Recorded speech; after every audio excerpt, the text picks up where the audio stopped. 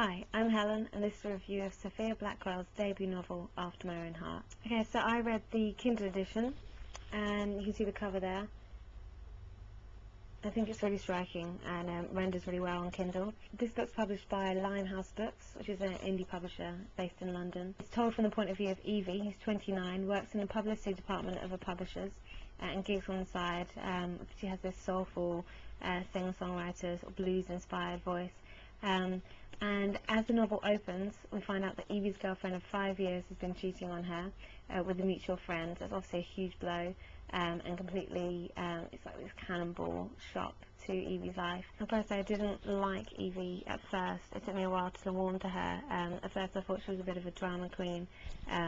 The narrative voice felt quite flat and self-conscious at times.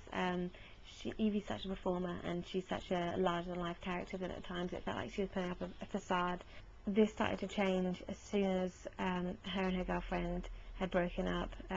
Evie suddenly started to become a lot more authentic.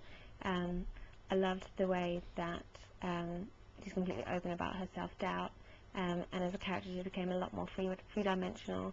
Evie starts to develop feelings for a male friend who she's been really close to, she grew up with basically.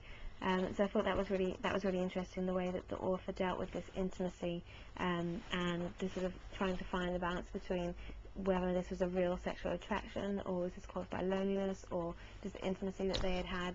I also found the idea of prejudice within minority groups really fascinating, and so it was interesting to see the other lesbian characters and their reactions to Evie's feelings for this man.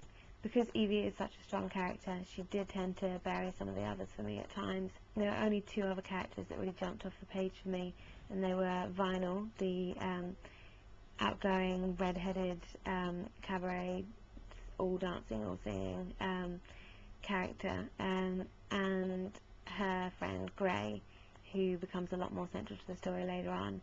There's a lot of humour in the book, especially revolving around Vinyl and Evie's nights out and the sort of scripts they get into. That was one of the things I came to love about Evie, her vulnerability and the fact that she does make mistakes. So the whole book was just a really satisfying read.